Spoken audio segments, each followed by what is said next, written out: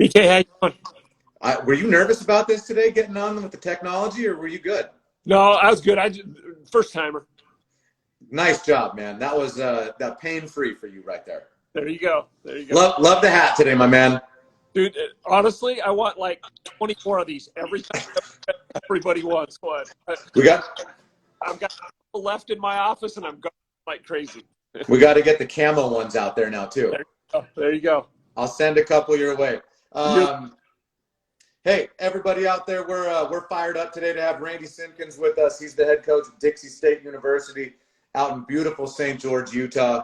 Randy and I go way back. I've known him for a long time, probably a decade or so while you've been out there in St. George. you bet. Unbelievable to watch your ride there.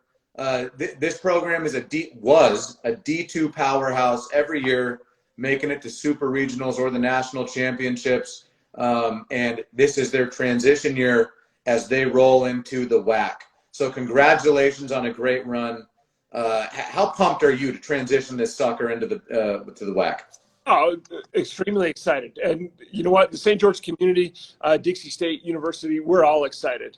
We want to be challenged. And, you know, everybody from Boise State down to Las Vegas, all of the schools that we're competing students against, we're competing for athletes, and they're all Division I. So it's a natural progression. St. George community, our Washington County community is growing like crazy. So it's a natural for us to go Division I.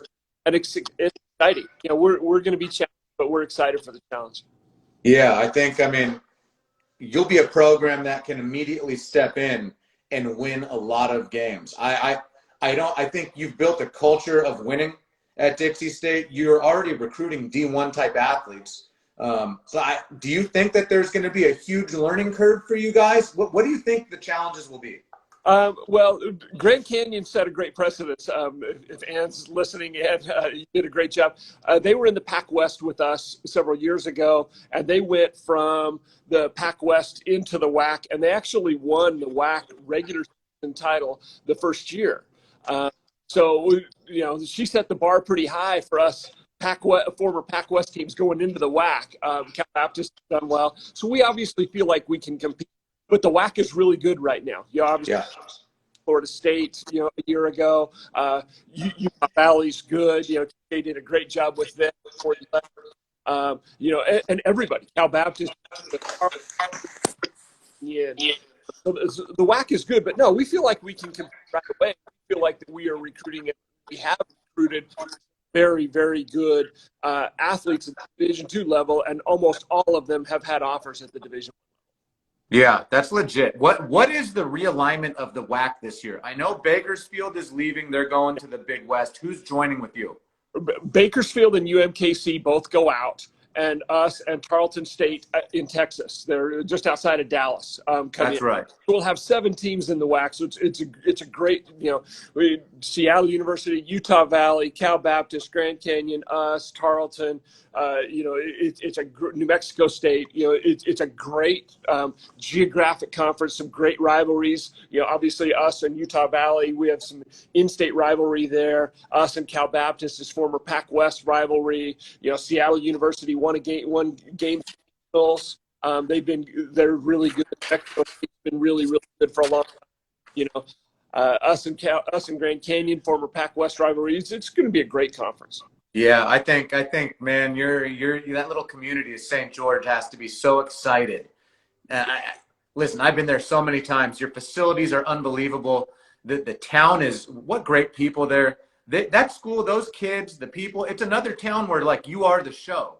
So yeah, you're gonna pack that place. Yeah, we feel like if we get kids here on campus to see what we have going on here at Dixie State, academically, athletically, and in the community, we don't lose very many kids if we're recruiting them and we're able to get them here on a visit, because they find out, you know, how great St. George is, how great Washington County is. You know, our weather is unbelievably good. It's warm in the summer, but you know what? During the school year, it's fantastic. You know, we always say we don't have an indoor facility because we don't need one. You know, we're outside, you know, 11 months a year, and then you're off in December. It's great. You really don't. You don't need anything. And are you guys still are you still driving to Vegas to fly out, or are you flying out of that little St. George airport? We actually have direct flights out of St. George to Salt Lake City, Denver, Phoenix, Dallas, LA, so all of the places that we're going to go, we'll fly to Seattle, we'll fly to Salt Lake, and then to Seattle. We have a direct flight to Dallas, direct flight to Phoenix, direct so flight. Easy. So, yeah, it's great. It's fantastic. You guys got it wired in out there, man. It's a pretty good setup for sure.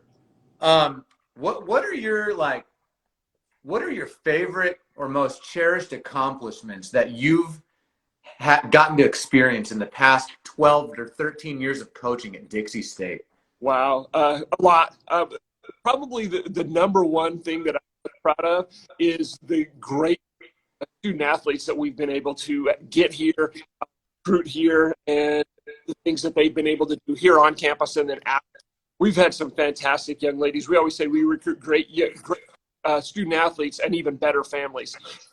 When we were in the Pac West, we had 9 girls on the team. We had 16 families travel to Hawaii with us.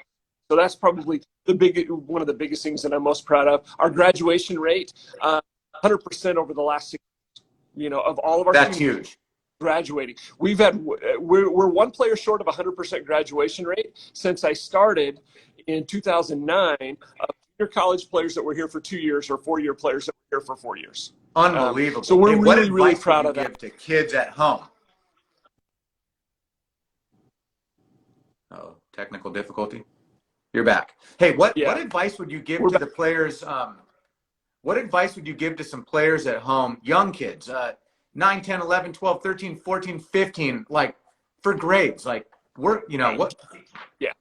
It opens up, get good grades. The better you do academically, it's just going to open doors to universities that you never thought you'd have a chance. A lot of the universities are really, really expensive, but if you get good grades and a good test score, it's going to open up doors and allow you to chase dreams at universities that you never thought you would.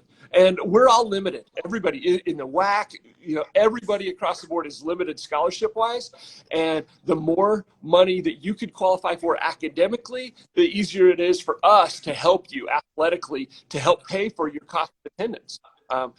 We're not giving very many people 100%. We're limited at 12 scholarships now. With 7, we had 7 scholarships for players. So we had to have kids that were able to qualify for stuff academically. We have, this spring, our team GPA was 3.75. Holy mackerel! Team, that's 21 or 22 players, 3.75 GPA, and all 14 of our returners were above a 3.5. So unbelievable. So we were really, really proud of that. Original question, what's the thing that I'm most proud of? In 2015, we hosted regionals here, and Cal Baptist was in our conference, and we played Cal Baptist, and we ended up beating them on the second day, and we ended up run ruling them on the day of commencement. And our basketball arena is where commencement is. It's across the street from our softball stadium. The president called our athletic director and said, hey, if those student athletes, we had 5 of them that were graduating that year, can be over here in less than 10 minutes, the way they can walk in their uniform. It's the most amazing thing. I'll post some pictures on our Instagram. You should. To show you some pictures of that. Some of our former athletes have some video of that, so we'll repost that on Instagram. Unbelievable. I get cold chills just thinking about it. But 5 of them that were able to play in the game, hustle across the street in their uniform. They announce them. It's amazing. So that's great stuff. I mean, and for any of the kids looking out there, it's what I love about coaches, right? Like, you coach the kids on the field, you want to win, but there's so much more. I mean, you can tell just talking to you, like the care that you have for every kid who comes. It's part of your family, and you like to see them move on because you're not only coaching a player, you're coaching a person in life. And our girls choose when they huddle up at the end of practice every day, their cheer is family. And I learned a long time ago from one of my college basketball coaches when I played college basketball. He says, they don't care how much you know until they know how much you care. And once that kid figures out that you really care about them, they'll run through a brick wall for you. Absolutely. So beyond being a really good motivator and building and a builder of culture at Dixie State, what softball wise, what is it that you guys, I mean, your success is ridiculous. You're like 40, 50 wins every single year. What do you guys, like, what is your brand of softball? Play hard. The good person, good student, good athlete, but play hard. We have, and we've been blessed with really good pitching. Obviously, I'm the pitching coach, but we've been blessed with some great pitchers. From the time that they went Division II, all the way down, we've been blessed with some great young ladies pitching. Obviously, that's going to give you a chance to win every year, and we've had some fantastic young ladies that have come in and got it done. Whether it's freshman Carissa Burgess or freshman Cambry Hazel a few years ago as a D2 All-American as a freshman. So we've had some fantastic young ladies. Michelle Duncan. Michelle was 31-0 going into the national championship game, and we ended up losing to North Georgia in 2015. Aaron Fikert was a transfer from Oregon State, pitcher of the year in our conference. So we've had some fantastic pitchers here. So that's probably led the way. But we've also led our conference or been at the top of our conference every year since 2009 in hitting. Yep. So, killing it, swinging those Easton bats. You've been with Easton for that long, too. We have. And our girls love Easton stuff. Even the girls that come in never using the Easton products before warm up to the Eastons, and whether it's the old orange one, Makos, they love those. The gray Ghosts, the Ghost Advanced, they love them all. Awesome. So, you can never do this by yourself. So you've got a great staff with you. And I know you had mentioned to me that you just hired a new assistant. So tell us who you just got. We actually just picked up Savannah Jaquish. She's a SoCal kid from Redlands area, 4-year All-American at LSU. We're extremely excited to have her on our staff.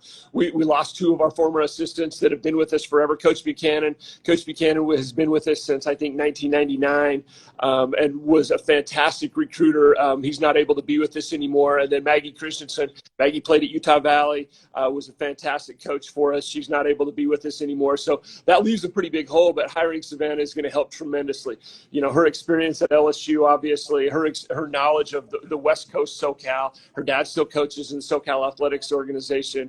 And then obviously she's been with Team USA. I think she's traveling with the Pride right now. So, fantastic addition to our staff. And she wants to be here in St. George. She loves St. George. She's got connections here. So we're excited to have her on our staff.